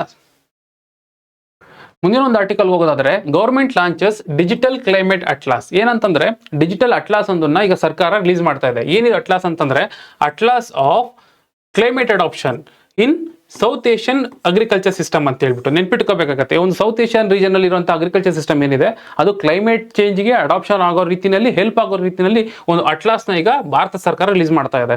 ಸೊ ಭಾರತ ಸರ್ಕಾರದಲ್ಲಿ ಸ್ಪೆಸಿಫಿಕಲಿ ಯಾರು ರಿಲೀಸ್ ಮಾಡ್ತಾ ಇರೋಂಥದ್ದು, ಐಕಾರ್ ರಿಲೀಸ್ ಮಾಡ್ತಿರುವಂಥದ್ದು, Indian council of agriculture research ಅಂತ ಹೇಳ್ಬಿಟ್ಟು. ಇದು ಬಂದ್ಬಿಟ್ಟು ಮಿನಿಸ್ಟ್ರಿ ಆಫ್ ಅಗ್ರಿಕಲ್ಚರ್ ಏನಿದೆಯಲ್ಲ ಅದರ ಒಂದು ಕೆಳಗಡೆ ಕೆಲಸ ಮಾಡುವಂಥ ಬಾಡಿ ಆಗಿರುತ್ತೆ. ಇವ್ರು ಏನ್ ಮಾಡ್ತಾರೆ ಅಂತಂದ್ರೆ ಬೇರೆ ಬೇರೆ ಡೇಟಾಗಳು, ಸ್ಪೇಷಿಯಲ್ ಡೇಟಾಗಳಾಗ್ಬೋದು, ಅಗ್ರಿಕಲ್ಚರ್ ಡೇಟಾಗಳಾಗ್ಬೋದು, ಅಥವಾ ಬೇರೆ ಡಿಜಿಟಲ್ ಡೇಟಾಗಳನ್ನ ತಗೊಂಡು ಏನ್ ಮಾಡ್ತಾರೆ ಅಂತಂದ್ರೆ ಇವರು ಇಂಟಿಗ್ರೇಟ್ ಮಾಡಿಬಿಟ್ಟು ಒಂದು ಅಟ್ಲಾಸ್ನ ರೆಡಿ ಮಾಡ್ತಾರೆ. ಸೊ ಅದರಿಂದ ಏನಾಗುತ್ತೆ ಅಂತಂದ್ರೆ ಒಂದು ಫುಡ್ ಸೆಕ್ಯೂರಿಟಿ ಎನ್ಶೋರ್ ಮಾಡ್ದಂಗಾಗುತ್ತೆ, ಮತ್ತೆ ಯಾವ ರೀಜನ್ ಅಲ್ಲಿ ಯಾವ ಕ್ರಾಪ್ ಬೆಸ್ಟ್ ಅಂತ ಗೊತ್ತಾಗುತ್ತೆ, ಮತ್ತೆ ಅದರಿಂದ ಒಂದು ಎಕಾನಮಿನ ಪ್ರಮೋಟ್ ಮಾಡ್ದಂಗಾಗುತ್ತೆ. ಸೊ ಆ ಉದ್ದೇಶದಿಂದ ಇದು ರಿಲೀಸ್ ಮಾಡ್ತಿರೋದಾಗಿರುತ್ತೆ. ಸೊ ನೆನ್ಪಿಟ್ಕೋಬೇಕಾಗುತ್ತೆ. ಪ್ರಶ್ನೆ ಬಂದ್ರೆ ಯಾವ ತರ ಬರ್ಬೋದು, ದಕ್ಷಿಣ ಏಷ್ಯಾ ಕೃಷಿಯಲ್ಲಿ ಹವಾಮಾನ ಹೊಂದಾಣಿಕೆಯ ಅಟ್ಲಾಸ್ ಅಥವಾ ಅಕಾಸ ಅಂತ ಹೇಳಿದ್ವಲ್ಲ, ಅದಕ್ಕೆ ಸಂಬಂಧಿಸಿದ ಗೆಳೆಯ ಹೇಳಿಕೆಯನ್ನು ಪರಿಗಣಿಸಿ. ಅಕಾಸ ಎಂಬುದು ಭಾರತೀಯ ಕೃಷಿ ಸಂಶೋಧನಾ ಮಂಡಳಿ ಪ್ರಾರಂಭಿಸಿದ ಡಿಜಿಟಲ್ ನಿರ್ಧಾರ ಬೆಂಬಲ ವೇದಿಕೆಯಾಗಿದೆ. ಹೌದು, ಇದೊಂದು ಡಿಸಿಷನ್ ಸಪೋರ್ಟಿಂಗ್ ಪ್ಲಾಟ್ಫಾರ್ಮ್ ಆಗಿದೆ. ಇದು ಸರಿಯಾಗಿದೆ. ಅಕಾಸ ದಕ್ಷಿಣ ಏಷ್ಯಾದಲ್ಲಿ ಹವಾಮಾನ ಸ್ಥಿತಿಸ್ಥಾಪಕ ಕೃಷಿಯನ್ನು ಬೆಂಬಲಿಸುವುದು. ಹೌದು, ಹವಾಮಾನ ಸ್ಥಿತಿಸ್ಥಾಪಕ ಕೃಷಿಯನ್ನು ಬೆಂಬಲಿಸಲು ಹವಾಮಾನ ಡೇಟಾ, ಪ್ರಾದೇಶಿಕ ವಿಶ್ಲೇಷಣೆ ಮತ್ತು ಕೃಷಿ ಸಂಶೋಧನೆಯನ್ನು ಸಂಯೋಜಿಸುವ ಮೂಲಕ ಡೇಟಾ ಆಧಾರಿತ ಯೋಜನೆಗೆ ಕೇಂದ್ರೀಕೃತವಾಗಿದೆ. ಹೌದು, ಬೇರೆ ಬೇರೆ ಡೇಟಾಗಳನ್ನೆಲ್ಲ ಇಂಟಿಗ್ರೇಟ್ ಮಾಡಿಬಿಟ್ಟು ಈ ಅಟ್ಲಾಸ್ ರೆಡಿ ಮಾಡಿರೋದಾಗಿರುತ್ತೆ. ಸೊ ಹಾಗಾಗಿ ಈ ಸ್ಟೇಟ್ಮೆಂಟ್ ಕೂಡ ಸರಿಯಾಗಿದೆ. ಆನ್ಸರ್ ಬಂದು 1 ಮತ್ತು 2 ಕರೆಕ್ಟ್ ಆಗಿರುತ್ತೆ. ಮುಂದಿನ ಒಂದು ಆರ್ಟಿಕಲ್ ನೋಡೋದಾದ್ರೆ Bengaluru world second most congested city. ಯಾರು ಹೇಳ್ತಿರೋಂಥದ್ದು ಇದನ್ನ? ಟಾಮ್ ಹೇಳ್ತಿರೋದು. ನೆನ್ಪಿಟ್ಕೋಬೇಕಾಗುತ್ತೆ, ಟಾಮ್ ಹೇಳ್ತಿರುವಂತದ್ದಾಗಿರುತ್ತೆ. ಟಾಮ್ ಇಂಡೆಕ್ಸ್ ನ ಪ್ರಕಾರ ಟಾಮ್ ಅನ್ನುವಂಥದ್ದು ಒಂದು ನೆದರ್ಲ್ಯಾಂಡ್ ಅಲ್ಲಿ ಲೊಕೇಟ್ ಆಗಿರುವಂತಹ ಒಂದು ಪ್ರೈವೇಟ್ ಸಂಸ್ಥೆ ಆಗಿರುತ್ತೆ. ಸೊ ಇವ್ರು ರಿಲೀಸ್ ಮಾಡುವಂತಹ ಒಂದು ಡೇಟಾ ಪ್ರಕಾರ, ರ್ಯಾಂಕಿಂಗ್ ಪ್ರಕಾರ ಬೆಂಗಳೂರು ಬಂದು world's second most congested city ಆಗಿರುತ್ತಂತೆ. ಅಂದ್ರೆ ಅಷ್ಟು ಟ್ರಾಫಿಕ್ ಇದೆ, ನಿಯರ್ಲಿ 74% ಅಷ್ಟು ಟ್ರಾಫಿಕ್ ನಮ್ಮಲ್ಲಿದೆ. ಇವ್ರು ಹೇಳೋ ಒಂದು ಸರ್ವೆ ಪ್ರಕಾರ ಏನಾಗುತ್ತೆ ಅಂತಂದ್ರೆ ಜಸ್ಟ್ ನಾವು ಒಂದು 10 ಕಿಲೋಮೀಟರ್ ಟ್ರಾವೆಲ್ ಮಾಡಬೇಕು ಅಂತಂದ್ರೂ 36 ಒಂದು ಅವರೇಜ್ ಅಲ್ಲಿ 36 ನಿಮಿಷ ಬೇಕಾಗುತ್ತಂತೆ. ಆ ರೀತಿಯಲ್ಲಿ ಕ್ಯಾಲ್ಕುಲೇಟ್ ಮಾಡ್ತಾ ಹೋದಾಗ ಒಂದು ವರ್ಷದಲ್ಲಿ ನಮ್ಗೆ 7 ದಿನ ಈ ಒಂದು ಟ್ರಾಫಿಕ್ ಇಂದಾನೆ ಲಾಸ್ ಆಗ್ತಾ ಇದೆ ಅಂತ ಹೇಳುತ್ತೆ ಈ ಟಾಮ್ ಟಾಮ್. ಮತ್ತೆ ಇದರ ಒಂದು ನಾವು ಸೆಕೆಂಡ್ ರ್ಯಾಂಕ್ ಅಂತ ಹೇಳಿದ್ವಿ, ಹಾಗಿದ್ರೆ ಫಸ್ಟ್ ರ್ಯಾಂಕ್ ಯಾವುದು? ಫಸ್ಟ್ ರ್ಯಾಂಕ್ ಬಂದು ಮೆಕ್ಸಿಕೋ, ನೆನ್ಪಿಟ್ಕೋಬೇಕಾಗುತ್ತೆ. ಮೆಕ್ಸಿಕೋ ಬಂದು ಸೆಕೆಂಡ್ ಅಲ್ಲಿ ಇದೆ. ಈ ಒಂದು ನಾವು ಹೇಳ್ಬೋದು ಸೆಕೆಂಡ್ ರ್ಯಾಂಕ್ ಅಲ್ಲಿ ಇದೀವಲ್ಲ ಅಂತ. ಇನ್ನೊಂದು ವಿಚಾರ ಏನಂತಂದ್ರೆ, ಏಷ್ಯಾ ಅಂತ ಬಂದಾಗ ಬೆಂಗಳೂರು ಬಂದು ಹೈಯೆಸ್ಟ್ ಇದೆ. ಇಡೀ ಏಷ್ಯಾದಲ್ಲೇ ಹೈಯೆಸ್ಟ್ ಟ್ರಾಫಿಕ್ ಇರುವಂತದ್ದು ಬೆಂಗಳೂರಲ್ಲಿ ಅಂತ ಹೇಳ್ತಾ ಇದೆ ಈ ಒಂದು ಟಾಮ್ ಟಾಮ್, ನೆನ್ಪಿಟ್ಕೋಬೇಕಾಗತ್ತೆ. ಇದ್ರ ಮೇಲೆ ಪ್ರಶ್ನೆ ಬಂದ್ರೆ ಯಾವ ತರ ಬರ್ಬೋದು? ಮತ್ತೆ ಇನ್ನು ಇಂಡಿಯಾದಲ್ಲಿ ಅಂತ ಹೇಳಿದ್ನಲ್ಲ, ಇಂಡಿಯಾದಲ್ಲಿ ಈಗ ಬೆಂಗಳೂರು ಬಿಟ್ಟರೆ ಬೇರೆ ಬೇರೆ ಸಿಟಿಗಳು ಯಾವಿದೆ ಅಂತಂದ್ರೆ ಪುಣೆ ಬಂದು 5th, ನೆಕ್ಸ್ಟ್ ಮುಂಬೈ, ಡೆಲ್ಲಿ, ನೆನ್ಪಿಟ್ಕೋಬೇಕಾಗತ್ತೆ. ಫಸ್ಟ್ ಬಂದು ಇಂಡಿಯಾದಲ್ಲಿ ಅಂತ ಬಂದಾಗ ಬೆಂಗಳೂರು, ಫಾಲೋಡ್ ಬೈ ಪುಣೆ, ಮುಂಬೈ ಮತ್ತೆ ಡೆಲ್ಲಿ ಅಂತ ನೆನ್ಪಿಟ್ಕೋಬೇಕಾಗತ್ತೆ. ಯಾವ ರೀತಿ ಬರುತ್ತೆ ಪ್ರಶ್ನೆ ಬಂದ್ರೆ, ಟಾಮ್ ಟಾಮ್ ಟ್ರಾಫಿಕ್ ಇಂಡೆಕ್ಸ್ ಸಂಬಂಧಿಸಿದಂತೆ ಈ ಕೆಳಗಿನ ಹೇಳಿಕೆಗಳನ್ನು ಪರಿಗಣಿಸಿ. ಬೆಂಗಳೂರು ಪ್ರಪಂಚದ 2ನೇ ಅತಿ ದೊಡ್ಡ ಸಂಚಾರ ದಟ್ಟಣೆಯ ನಗರವಾಗಿದೆ. ಹೌದು. ಏಷ್ಯಾದಲ್ಲಿ ಅತ್ಯಂತ ಹೆಚ್ಚು ದಟ್ಟಣೆ ನಗರವಾಗಿದೆ. ಹೌದು. ನಾವು ವರ್ಲ್ಡ್ ಅಂತ ಬಂದಾಗ ಬೆಂಗಳೂರಲ್ಲಿ ಸೆಕೆಂಡ್ ಹೈಯೆಸ್ಟ್ ಕಂಜೆಸ್ಟೆಡ್ ಇರುವಂತದ್ದು, ಏಷ್ಯಾ ಅಂತ ಬಂದಾಗ ಹೈಯೆಸ್ಟ್ ಇದೆ ಅಂತದಾಗಿರುತ್ತೆ. ಮತ್ತೆ ಫಸ್ಟ್ ಯಾವುದು? ಮೆಕ್ಸಿಕೋ ಸಿಟಿ 1ನೇ ಸ್ಥಾನವನ್ನು ಪಡೆದಿದೆ. ಕರೆಕ್ಟ್ ಆಗಿದೆ. ಸೊ ನೆನ್ಪಿಟ್ಕೋಬೇಕಾಗತ್ತೆ, ಇದಕ್ಕೆ 2 ಆನ್ಸರ್ ಕರೆಕ್ಟ್ ಆಗಿದೆ. ಮುಂದಿನ ಒಂದು ಆರ್ಟಿಕಲ್ ನೋಡೋದಾದ್ರೆ ಕ್ಯೂನಿಕ್ಸ್ ಅಂದ್ರೆ Karnataka electronics development corporation limited ಅಂತ ನೆನ್ಪಿಟ್ಕೊಳ್ಬೇಕಾಗುತ್ತೆ. ಸೊ ಇವರೊಂದು ಅಂದ್ರೆ ಕರ್ನಾಟಕ ಎಲೆಕ್ಟ್ರಾನಿಕ್ಸ್ ಸಂಬಂಧಪಟ್ಟಂತೆ ಅದರ ಡೆವಲಪ್ಮೆಂಟ್ ನೋಡ್ಕೊಳ್ಳುವಂತ ಒಂದು ಕಾರ್ಪೊರೇಷನ್ ಲಿಮಿಟೆಡ್. ಸೊ ಇವ್ರು ಏನ್ ಮಾಡಿದ್ದಾರೆ ಅಂತಂದ್ರೆ, to replace 17 computers supply to the Karnataka information commission ಒಂದೇ ಅಂತಲ್ಲ, ಕರ್ನಾಟಕದಲ್ಲಿ ಬೇರೆ ಬೇರೆ ಗೌರ್ಮೆಂಟ್ ಆರ್ಗನೈಸೇಷನ್ ಏನಿರುತ್ತಲ್ಲ ಎಲ್ರಿಗೂ ಈ ಒಂದು ಎಲೆಕ್ಟ್ರಾನಿಕ್ ಸಂಬಂಧಪಟ್ಟಂಗೆ ಡಿವೈಸ್ಗಳನ್ನ ಸಪ್ಲೈ ಮಾಡುವಂಥದ್ದು, ಮೇಂಟೈನ್ ಮಾಡುವಂಥದ್ದು, ಅಂದ್ರೆ ಥರ್ಡ್ ಪಾರ್ಟಿ ಕೊಟ್ಟಿರ್ತಾರೆ, ಥರ್ಡ್ ಪಾರ್ಟಿಯಿಂದ ಬಿಲ್ಡ್ ಮಾಡಿಸ್ಬಿಟ್ಟು ಸಪ್ಲೈ ಮಾಡ್ತಾರೆ. ಸೊ ಈ ಕೆಲಸ ಮಾಡುವಂಥದ್ದು ಕ್ಯೂನಿಕ್ಸ್ ಆಗಿರುತ್ತೆ. ಸೊ ಈಗ ಅದಕ್ಕೆ ಸುದ್ದಿನಲ್ಲಿರುವಂಥದ್ದು ಕ್ಯೂನಿಕ್ಸ್ ಅಂತಂದ್ರೆ ಬರೀ ಇಷ್ಟೇ ಅಂತಲ್ಲ, ಕ್ಯೂನಿಕ್ಸ್ ಅನ್ನ 1976 ಅಲ್ಲಿ ಎಸ್ಟಾಬ್ಲಿಷ್ ಮಾಡಿಸ್ತಾರೆ. ಈಗ ಏನು ಎಲೆಕ್ಟ್ರಾನಿಕ್ ಸಿಟಿ ಅಂತ ನಮ್ಮಲ್ಲಿ ಇದೆಯಲ್ಲ, ಎಲೆಕ್ಟ್ರಾನಿಕ್ ಸಿಟಿನಲ್ಲಿ ಈಗ ಇರೋದಕ್ಕೆ ಒಂದು ರೀತಿಯಲ್ಲಿ ಮುಖ್ಯವಾದ ಕಾರಣನೇ ಈ ಕ್ಯೂನಿಕ್ಸ್ ಆಗಿರುತ್ತೆ. ಸೊ ಇದೊಂದು organisation department of ITBT department ಕಡೆ ವರ್ಕ್ ಮಾಡುವಂಥದ್ದಾಗಿರುತ್ತೆ. ಸೊ ಇವ್ರ ಕೆಲಸ ಏನಂತಂದ್ರೆ, ನಾನು ಆಲ್ರೆಡಿ ಹೇಳಿದ್ರಲ್ಲಿ ಬೇರೆ ಬೇರೆ ಎಲೆಕ್ಟ್ರಾನಿಕ್ ಡಿವೈಸಸ್ಗಳು ಏನು ಬೇಕೋ ಅದನ್ನ ಸರ್ಕಾರದ ಬೇರೆ ಬೇರೆ ಭಾಗಗಳಿಗೆ ತಲುಪಿಸುವಂಥದ್ದಾಗಿರ್ಬೋದು. ಮತ್ತೆ ಈಗ ಬೆಂಗಳೂರು ಬಿಟ್ಟು ಬಿಯಾಂಡ್ ಬೆಂಗಳೂರಲ್ಲಿ ಟೈರ್ 2 ಟೈರ್ 3 ಸಿಟೀಸ್ ಅಂತ ಕೇಳಿರ್ತೀವಿ, ಟೈರ್ 2 ಮತ್ತೆ ಟೈರ್ 3 ಸಿಟೀಸ್. ಸೊ ಇಲ್ಲಿಗೆ ಆ ಒಂದು ITBT ಫೀಲ್ಡ್ ನ ಎಕ್ಸ್ಪ್ಯಾಂಡ್ ಮಾಡುವಂಥದ್ದಾಗಿರ್ಬೋದು. ಆಮೇಲೆ ಕೆಲವೊಂದು ಸಾಫ್ಟ್ವೇರ್ಗಳು, ಇವನ್ ಬರೀ ಎಲೆಕ್ಟ್ರಾನಿಕ್ಸ್ ಅಂದ್ರೆ ಹಾರ್ಡ್ವೇರ್ ಅಂತಾನೆಲ್ಲ, ಸಾಫ್ಟ್ವೇರ್ಗಳಾಗ್ಬೋದು. ಯಾವುದು? ಈ ಸ್ವಾನ್ ಕೇಳಿರ್ತಿರಲ್ವಾ, ಸ್ವಾನ್ ಅಂತಂದ್ರೆ ಏನು? ಸ್ಟೇಟ್ ವೈಡ್ ಏರಿಯಾ ನೆಟ್ವರ್ಕ್ ಕರ್ನಾಟಕದ್ದು ಇದಾಗ್ಬೋದು, ಈ ಗವರ್ನೆನ್ಸ್ ಆಗ್ಬೋದು, ಅಥವಾ ಈ ಪ್ರೊಕ್ಯೂರ್ಮೆಂಟ್ ಆಗ್ಬೋದು. ಈ ರೀತಿಯಾಗಿ ಬೇರೆ ಬೇರೆ ವಿಚಾರಗಳಿಗೂ ಕ್ಯೂನಿಕ್ಸ್ ಮುಂದಾಳತ್ವ ವಹಿಸಿರುತ್ತೆ. ಸೊ ಹಾಗಾಗಿ ನೆನ್ಪಿಟ್ಕೋಬೇಕಾಗುತ್ತೆ, ಕ್ಯೂನಿಕ್ಸ್ ಇಸ್ ವೆರಿ ಇಂಪಾರ್ಟೆಂಟ್. ಸೊ ಇದ್ರ ಮೇಲೆ ಬಂದ್ರೆ ಯಾವ ರೀತಿ ಪ್ರಶ್ನೆ ಬರ್ಬೋದು? ಕ್ಯೂನಿಕ್ಸ್ಗೆ ಸಂಬಂಧಿಸಿದಂತೆ ಹೇಳಿಕೆಗಳನ್ನು ಪರಿಗಣಿಸಿ. ಕ್ಯೂನಿಕ್ಸ್ ಎಂಬುದು ಎಲೆಕ್ಟ್ರಾನಿಕ್ಸ್ ಮತ್ತು IT ಮೂಲಸೌಕರ್ಯಗಳನ್ನು ಉತ್ತೇಜಿಸಲು ಸ್ಥಾಪಿಸಲಾದ ಕರ್ನಾಟಕ ಸರ್ಕಾರದ ಒಂದು ಉದ್ಯಮವಾಗಿದೆ. ಹೌದು. ITBT ಕಂಪ್ನಿನ ITBT ಫೀಲ್ಡ್ನ IT ಮತ್ತು ಎಲೆಕ್ಟ್ರಾನಿಕ್ಸ್ ಫೀಲ್ಡ್ನ ಇಂಪ್ರೂವ್ ಮಾಡಬೇಕು ಅಂತ ಮಾಡಿರುವಂತಾಗಿರುತ್ತೆ. ಕ್ಯೂನಿಕ್ಸ್ ಕರ್ನಾಟಕದ ಟೈರ್ 1 ನಗರಗಳಲ್ಲಿ ಮಾತ್ರ ವಿಶ್ವದರ್ಜೆಯ IT ಪಾರ್ಕ್ಗಳನ್ನು ಮೂಲಸೌಕರ್ಯಗಳನ್ನು ಟೈರ್ 1 ಅಂತಾನೆ ಅಲ್ಲ. ಈ ಫಾರ್ ಎಕ್ಸಾಂಪಲ್ ಶಿವಮೊಗ್ಗ, ಮಂಗಳೂರು, ಕಲಬುರಗಿ ಇಲ್ಲ, ಈ ಟೈರ್ 2 ಸಿಟೀಸ್ಗಳಲ್ಲಿ ಒಂದು IT ಇನ್ಫ್ರಾಸ್ಟ್ರಕ್ಚರ್ನ ಬಿಲ್ಡ್ ಮಾಡಬೇಕು ಅಂತ ಉದ್ದೇಶ ಇಟ್ಕೊಂಡಿರುವಂಥದ್ದು ಕ್ಯೂನಿಕ್ಸ್ ಆಗಿರುತ್ತೆ. ಸೊ ಹಾಗಾಗಿ 2ನೇ ಸ್ಟೇಟ್ಮೆಂಟ್ ತಪ್ಪಾಗುತ್ತೆ, 1 ಕರೆಕ್ಟ್ ಆಗುತ್ತೆ. ಆನ್ಸರ್ ಬಂದು 1 ಮಾತ್ರ ಆಗಿರುತ್ತೆ. ಮುಂದಿನ ಒಂದು ಆರ್ಟಿಕಲ್ ನೋಡೋದಾದ್ರೆ, ಡೇ ಪೆರೇಡ್ ಏನಾಗಿದೆ ಅಂತಂದ್ರೆ, ಈಗ ರಿಪಬ್ಲಿಕ್ ಡೇ ಪೆರೇಡ್ ಇದೆಯಲ್ಲ, ಪೆರೇಡ್ ಅಲ್ಲಿ ನಾವೊಂದು ಟ್ಯಾಬ್ಲನ್ನ ಬಿಲ್ಡ್ ಮಾಡಿದ್ವಿ ನೋಡಿ, ಇದೇ ಟ್ಯಾಬ್ಲು. ಈ ಟ್ಯಾಬ್ಲದು ಥೀಮ್ ಬಂದ್ಬಿಟ್ಟು ಮಿಲೆಟ್ ಟು ಮೈಕ್ರೋಚಿಪ್ ಅಂತ ನೆನ್ಪಿಟ್ಕೋಬೇಕಾಗುತ್ತೆ. Millet to microchip. ಈ ಮಿಲೆಟ್ ಏನಿದೆಯಲ್ಲ, ಈ ಸಿರಿಧಾನ್ಯಗಳು ನೋಡಿ, ನವಣೆ, ಅರ್ಕ, ರಾಗಿ, ಜೋಳ. ಸೊ ಈ ರೀತಿಯಾದಂಥ ಈ ಒಂದು ಮಿಲೆಟ್ ಇಂದ ಹಿಡಿದು ಮೈಕ್ರೋಚಿಪ್ ವರೆಗೂ ಕರ್ನಾಟಕದಲ್ಲಿ ಡೆವಲಪ್ಮೆಂಟ್ ಆಗ್ತಾ ಇದೆ ಅನ್ನೋದನ್ನ ತೋರ್ಸಕ್ಕೆ ಅಂತ ನಾವು ಮಾಡಿರ್ತೀವಿ. ಈ ಸಲ ಏನಂದ್ರೆ, ಈ ಸಲ ಪರೇಡಲ್ಲಿ ನಾವು ಪಾರ್ಟಿಸಿಪೇಟ್ ಮಾಡ್ತಾ ಇಲ್ಲ. ಬಿಕಾಸ್ ಏನಂತಂದ್ರೆ 2022ರಲ್ಲಿ ಒಂದು ಆಲ್ಟರ್ನೇಟಿವ್ ರೀತಿಯಲ್ಲಿ ಬಳಸೋದಕ್ಕೆ ಆರ್ಡರ್ ಆಗುತ್ತೆ. ಅಂದ್ರೆ ಒಂದು 15 ಮಾತ್ರ ಅಲೋ ಮಾಡ್ತಾರೆ ಪ್ರತಿ ವರ್ಷ. ಈ 1 ವರ್ಷ ಬಿಟ್ಟರೆ ನೆಕ್ಸ್ಟ್ ಇಯರ್ ನಾವು ಪಾರ್ಟಿಸಿಪೇಟ್ ಮಾಡ್ಬೋದು ಆ ರೀತಿಯಲ್ಲಿ. ಸೊ ಹಾಗಾಗಿ ನಾವು ಏನು ಮಾಡ್ತೀವಿ ಅಂತಂದ್ರೆ, ರೆಡ್ ಫೋರ್ಟಲ್ಲಿ ಜಸ್ಟ್ ಇದನ್ನ ನಿಲ್ಸಿರ್ತೀವಿ ಎಕ್ಸಿಬಿಷನ್ ತರ ನೋಡೋದಕ್ಕೆ ಅಂತ ಹೇಳ್ಬಿಟ್ಟು. ಸೊ ಬಟ್ ನಮಗೆ ಎಕ್ಸಾಮಲ್ಲಿ ಕೇಳ್ಬೋದು ಈ ಸಲ ಯಾವ್ದನ್ನ ಯೂಸ್ ಮಾಡಿದ್ವಿ ಅಂತ. ನೆನ್ಪಿಟ್ಕೋಬೇಕಾಗುತ್ತೆ, ಮಿಲೆಟ್ ಟು ಮೈಕ್ರೋಚಿಪ್ ವರೆಗೂ ಥೀಮ್ ಇರುವಂಥದ್ದು ಮಾಡಿರ್ತೀವಿ ನೋಡಿ. ಇದು ಸೂರ್ಯ ಇದೆಯಲ್ಲ, ಇದು ಸೂರ್ಯ ಬಂದು ರೈಸಿಂಗ್ ಅಂತ ಹೇಳ್ಬಿಟ್ಟು, ಕರ್ನಾಟಕ ರೈಸ್ ಆಗ್ತಾ ಇದೆ ಅಂತ ಹೇಳ್ಬಿಟ್ಟು. ಅಷ್ಟೇ ಅಲ್ಲ, ಬೇರೆ ಬೇರೆ ಈ ಬ್ಲಾಕ್ ಚೈನ್ ಟೆಕ್ನಾಲಜಿ ಆಗ್ಬೋದು, ಮೈಕ್ರೋಚಿಪ್ ಆಗ್ಬೋದು. ಆಮೇಲೆ ವುಮೆನ್ ಎಂಪವರ್ಮೆಂಟ್, ಇಲ್ಲಿ ನೋಡಿ ವುಮೆನ್ ಎಂಪವರ್ಮೆಂಟ್ ITBT ಸೆಕ್ಟರ್ಲಿ ಹೇಗಾಗ್ತಾ ಇದೆ ಕರ್ನಾಟಕದಲ್ಲಿ, ಅದನ್ನ ಇಂಡಿಕೇಟ್ ಮಾಡೋದಕ್ಕೂ ಮಾಡಿರ್ತೀವಿ. ಸೊ ನೆನ್ಪಿಟ್ಕೋಬೇಕಾಗತ್ತೆ. ಇದ್ರ ಮೇಲೆ ಪ್ರಶ್ನೆ ಬಂದ್ರೆ ಯಾವ ತರ ಬರುತ್ತೆ? 77ನೇ ಗಣರಾಜ್ಯೋತ್ಸವ ಪೆರೇಡ್ನ ಬದಲಾಗಿ, ಅಂದ್ರೆ ನಾವು ಅಲ್ಲಿ ಇದು ಮಾಡ್ತಾ ಇಲ್ಲ, ಸಿರಿಧಾನ್ಯದಿಂದ ಮೈಕ್ರೋಚಿಪ್ ವರೆಗೆ ಎಂಬ ಶೀರ್ಷಿಕೆಯ ಕರ್ನಾಟಕದ ಸ್ತಬ್ಧ ಚಿತ್ರವನ್ನು ಕೆಂಪುಕೋಟೆಯಲ್ಲಿ ನಡೆಯುವ ಭಾರತ್ ಪರ್ವ್ನಲ್ಲಿ ಪ್ರದರ್ಶಿಸಲಾಗುತ್ತಿದೆ. ಹೌದು, ನಾವು ಪೆರೇಡ್ನಲ್ಲಿ ನಡೆಸ್ತಾ ಇಲ್ಲ, ಬದಲಿಗೆ ಏನ್ ಮಾಡ್ತಾ ಇದೀವಿ ಅಂತಂದ್ರೆ, ಕೆಂಪುಕೋಟೆಯಲ್ಲಿರುವ ಭಾರತ್ ಪರ್ವ್ನಲ್ಲಿ ಇದನ್ನು ಎಕ್ಸಿಬಿಷನ್ ಇಟ್ಟಿದ್ದೀವಿ. ಈ ಸ್ತಬ್ಧ ಚಿತ್ರವು ಕೃಷಿಯಿಂದ ಸುಧಾರಿತ ತಂತ್ರಜ್ಞಾನದವರೆಗೆ ಕೃಷಿಯಿಂದ ಸುಧಾರಿತ ತಂತ್ರಜ್ಞಾನದವರೆಗೂ ಅಂದ್ರೆ ಒಂದು ಸಸ್ಟೈನ್ ಆಗಿರುವಂತಹ ಟೆಕ್ನಾಲಜಿವರೆಗೂ ಕರ್ನಾಟಕದ ಪಯಣವನ್ನು ತೋರಿಸುತ್ತದೆ. ಇದರಲ್ಲಿ ಏರೋಸ್ಪೇಸ್, ರೋಬೋಟಿಕ್ಸ್, ಮೆಡಿಸಿನ್ ಅಥವಾ ಟೆಲಿಮೆಡಿಸಿನ್, ಮಹಿಳಾ ನೇತೃತ್ವದ ಆವಿಷ್ಕಾರಗಳು ಸೇರಿವೆ, ಎಲ್ಲನೂ ನಾವು ತೋರಿಸಿದೀವಿ. ಸೊ ಹಾಗಾಗಿ ಸರಿ ಆಗುತ್ತೆ. ಮತ್ತೆ ಇನ್ನೊಂದು ಏನಂತಂದ್ರೆ 2023 ಯುನೈಟೆಡ್ ನೇಷನ್ ಏನ್ ಡಿಕ್ಲೇರ್ ಮಾಡಿತ್ತು ಅಂತಂದ್ರೆ ಇಯರ್ ಆಫ್ ಮಿಲೆಟ್ ಅಂತ ಡಿಕ್ಲೇರ್ ಮಾಡಿತ್ತು. ಸೊ ಅದ್ರ ರೀತಿಯಲ್ಲಿ ಅದು ಕಲೆಯ ರೀತಿಯಲ್ಲಿ ನಾವು ಈ ಸಲ ಮಿಲೆಟ್ ಪ್ರೊಡಕ್ಷನ್ ಪ್ರಮೋಟ್ ಮಾಡ್ತಾ ಇದೀವಿ. ಸೊ ಹಾಗಾಗಿ 2 ಸ್ಟೇಟ್ಮೆಂಟ್ ಸರಿಯಾಗುತ್ತೆ, 1 ಮತ್ತು 2 ಸರಿಯಾಗಿದೆ.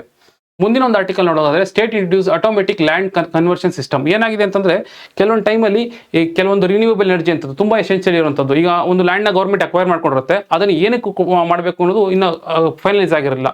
ಸೊ ಇವರು ಏನು ಮಾಡ್ತಾರೆ ಅಂತ, ಫಾರ್ ಎಕ್ಸಾಂಪಲ್ ರಿನ್ಯೂವಬಲ್ ಎನರ್ಜಿಗೆ ಏನಾದರೂ ಆ ಪ್ರೋಗ್ರಾಮ್ಗೆ ಏನಾದರೂ ಆ ಲ್ಯಾಂಡ್ ಯೂಸ್ ಮಾಡ್ಕೋಬೇಕು ಅಂತ ಆದರೆ 30 ದಿನದಲ್ಲಿ ಈಗ ಈ ಒಂದು ಸಾಫ್ಟ್ವೇರ್ ಬಿಲ್ಡ್ ಮಾಡಿರುವಂಥದ್ದು ಡಿಪಾರ್ಟ್ಮೆಂಟ್ ಆಫ್ ರೆವಿನ್ಯೂ ಬಿಲ್ಡ್ ಮಾಡಿರುವಂಥದ್ದಾಗಿರುತ್ತೆ. ಇವ್ರು ಏನು ಮಾಡ್ತಾರೆ ಅಂತಂದ್ರೆ if in case district within 30 days ಆ ಒಂದು ಲ್ಯಾಂಡ್ನ ಅಪ್ರೂವ್ ಮಾಡಿಲ್ಲ ಇದು ರಿನ್ಯೂವಬಲ್ ಎನರ್ಜಿಗೆ ಅಂತ ಆದರೆ ಆ ಸಾಫ್ಟ್ವೇರ್ ಏನು ಮಾಡುತ್ತೆ ಅಂತಂದ್ರೆ ಆಟೋಮೆಟಿಕ್ಲಿ ಏನು ಮಾಡುತ್ತೆ, ಕನ್ವರ್ಟ್ ಮಾಡಿಬಿಡುತ್ತೆ ಇದನ್ನ ಬಂದು ರಿನ್ಯೂವಬಲ್ ಎನರ್ಜಿಗೆ ತಂದಿರೋದು ಅಂತ ಹೇಳ್ಬಿಟ್ಟು. ಸೊ ದಟ್ ಅವಾಗ ಏನಾಗುತ್ತೆ ಅಂತಂದ್ರೆ ಒಂದು ಈಸ್ ಆಫ್ ಡೂಯಿಂಗ್ ಬಿಸ್ನೆಸ್ ಅಂತ ಏನು ಹೇಳ್ತೀವಲ್ಲ ಅದು ಪ್ರಾಪರ್ ಆಗಿ ಆಗ್ತಾ ಇರುತ್ತೆ. ಸೊ ಪ್ರೋಗ್ರೆಸ್ ಚೆನ್ನಾಗುತ್ತೆ ಅಂತ ಮಾಡ್ತಿರೋಂಥದ್ದು.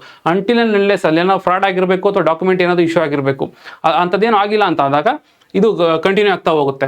ಮತ್ತೇನಂತಂದ್ರೆ ಇದು ಎಲ್ಲ ರಿನ್ಯೂವಬಲ್ ಎನರ್ಜಿಗೂ ಆಗ್ಬೋದು, ಸೋಲಾರ್ ಆಗ್ಬೋದು, ವಿಂಡ್ ಆಗ್ಬೋದು, ಎಲ್ಲದಕ್ಕೂ ಆಗುತ್ತೆ. ನೆನ್ಪಿಟ್ಕೊಳ್ಳಿ, ಇದನ್ನು ತಂದಿರುವಂಥದ್ದು ರೆವಿನ್ಯೂ ಡಿಪಾರ್ಟ್ಮೆಂಟ್ ಆಗಿರುತ್ತೆ. ಹೆಸರು ಬಂದು ಲ್ಯಾಂಡ್ ಕನ್ವರ್ಷನ್ ಅಥವಾ ಆಟೋಮೆಟಿಕ್ ಲ್ಯಾಂಡ್ ಕನ್ವರ್ಷನ್ ಸಿಸ್ಟಮ್. ಏನಕ್ಕೆ ಅಂತ ಕೇಳ್ತಾರೆ, ಯಾವುದಾದ್ರೂ ಒಂದು ಲ್ಯಾಂಡ್ನ ರಿನ್ಯೂವಬಲ್ ಎನರ್ಜಿಗೆ ಅಥವಾ ಪ್ರಾಜೆಕ್ಟ್ಗೆ 30 ಡೇಸಲ್ಲಿ ಕನ್ವರ್ಟ್ ಮಾಡೋದಕ್ಕೆ ಅಂತ ಉದ್ದೇಶದಿಂದ ತಂದಿರುವಂಥ ಪ್ರಾಜೆಕ್ಟ್ ಆಗಿರುತ್ತೆ ಅಥವಾ ಸಾಫ್ಟ್ವೇರ್ ಆಗಿರುತ್ತೆ. ನವೀಕರಿಸಬಹುದಾದ ಇಂಧನ ಅಥವಾ ರಿನ್ಯೂವಬಲ್ ಎನರ್ಜಿ ಯೋಜನೆಗೆ ಸ್ವಯಂ ಚಾಲಿತ ಭೂ ಪರಿವರ್ತನೆ ಅದೇ ಹೇಳ್ತಾ ಇದೆ.